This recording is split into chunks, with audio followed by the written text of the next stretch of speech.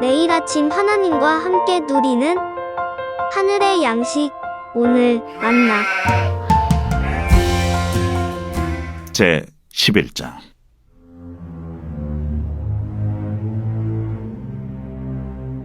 여호와께서 모세와 아론에게 말씀하여 이르시되, 이스라엘 자손에게 말하여 이르라.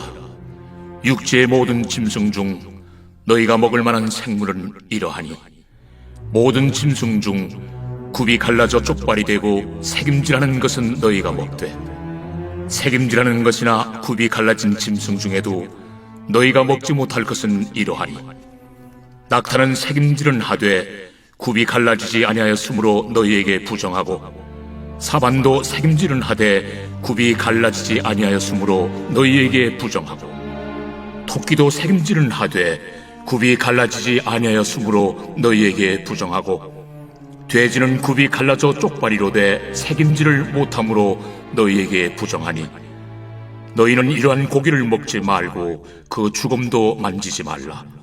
이것들은 너희에게 부정하니라. 물에 있는 모든 것 중에서 너희가 먹을 만한 것은 이것이니, 강과 바다와 다른 물에 있는 모든 것 중에서 지느러미와 비늘 있는 것은 너희가 먹되, 물에서 움직이는 모든 것과 물에서 사는 모든 것, 곧 강과 바다에 있는 것으로서 지느러미와 비늘 없는 모든 것은 너희에게 가증한 것이라. 이들은 너희에게 가증한 것이니 너희는 그 고기를 먹지 말고 그 죽음을 가증히 여기라. 수중 생물의 지느러미와 비늘 없는 것은 너희가 혐오할 것이니라. 새 중에 너희가 가증히 여길 것은 이것이라.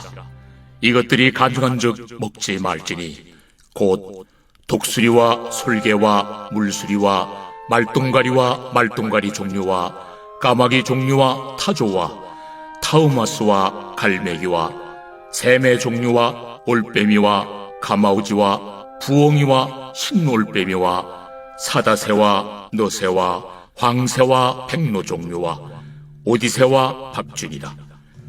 날개가 있고 네 발로 기어다니는 곤충은 너희가 혐오할 것이로되, 다만 날개가 있고 네 발로 기어다니는 모든 곤충 중에 그 발에 뛰는 다리가 있어서 땅에서 뛰는 것은 너희가 먹을지니, 곧 그 중에 메뚜기 종류와 배짱이 종류와 귀뚜라미 종류와 팥중이 종류는 너희가 먹으려니와, 오직 날개가 있고 기어다니는 곤충은 다 너희가 혐오할 것이니.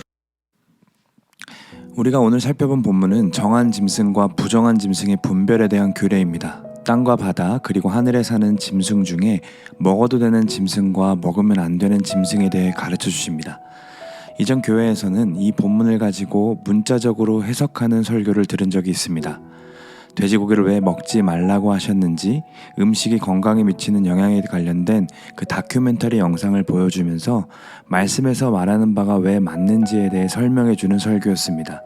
그때 은혜를 받으신 어머니들께서는 한동안 식탁에 소세지와 삼겹살 등을 반찬으로 올리지 않았습니다.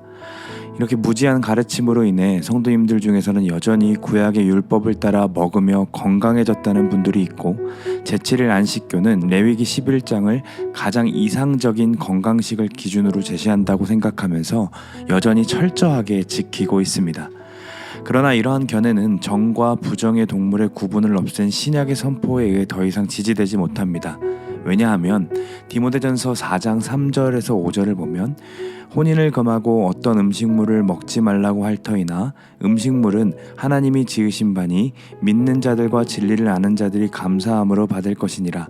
하나님께서 지으신 모든 것이 선함에 감사함으로 받으면 버릴 것이 없나니 하나님의 말씀과 기도로 거룩하여짐이라. 예수 그리스도께서 구약의 율법을 완성하셨고, 거룩이란 음식물로 결정되는 것이 아니라 하나님의 말씀과 기도로 거룩이 결정되기 때문입니다. 그렇다면 하나님은 왜 정함과 부정함을 구분하셔서 먹을 것과 먹지 말아야 할 것을 말씀하셨을까요? 하나님께서 이렇게 하신 이유는 내가 거룩하니 너희도 거룩하라는 말씀에 있습니다. 거룩이라는 것은 곧 구별됨입니다. 예수 그리스도께서 오시기 전에 스스로 거룩할 수 없는 백성들을 향해 하나님은 율법을 주셨습니다. 굽이 갈라져 쪽발이 되고 대샘김질하는 그 동물들은 먹어도 되지만 하나님이 정하신 기준에 충족하지 못하면 그것은 먹으면 안 되는 겁니다. 지느러미와 비늘이 있으면 먹어도 되지만 둘 중에 하나라도 없으면 먹으면 안 된다는 거죠. 이에 따르면 우리가 좋아하는 광어나 홍어, 조개, 고등어, 돼지, 장어까지도 먹으면 안 되는 동물들입니다. 왜 이렇게 하나님이 기준을 주셨는지 우리는 정확하게 알 수는 없습니다. 그래서 알 수 없기 때문에 영양학적으로 접근해서 건강에 미치는 영향들을 이야기하거나 풍자적 비유로 이야기하는 학자들도 있습니다. 그러나 이러한 주장들이 간과하고 있는 것들이 있습니다. 하나님은 선하신 분이시며 그분이 만든 피조물은 다 선하다라는 겁니다. 하나님이 부정한 동물이니 먹지 말라고 하셨지만 그 동물들이 본질적으로 더럽거나 부적절하다는 말이 아닙니다. 성경을 보면 부정한 짐승 중에 독수리가 있지만 독수리는 하나님이 자기 백성을 보호하시는 상징적인 동물로 비유되는 것을 볼 수 있습니다. 만약 본질적으로 더럽거나 부적절했다면 하나님께 절대로 빗대어 말할 수 없었겠죠. 그러므로 하나님이 부정하고 가증한 동물이라 먹지 말라 하셨지만 우리는 그 동물도 결국 선하신 하나님께서 창조하신 선한 피조물임을 잊지 말아야 할 것입니다. 그렇다면 하나님은 왜 이렇게 나누셨을까요? 하나님께서는 정확한 기준을 제시하시면서 백성들이 혼동할 수 있기에 색임질은 하지만 굽이 갈라져 있지 않는 동물, 또 굽이 갈라져 있지만 색임질을 못하는 동물의 이름을 친절하게도 기록해 놓으셨습니다. 왜 이렇게까지 하십니까?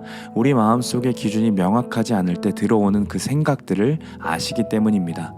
우리 돼지고기가 먹고 싶다면 우리는 굽이 갈라졌으니 하나님 말씀에 맞는 거지요 라고 하면서 먹고 싶어 할 겁니다. 그러나 하나님은 되새김질을 못하니까 안 돼 라고 말씀하시는 거죠. 그때 우리에게 어떤 생각이 들어옵니까?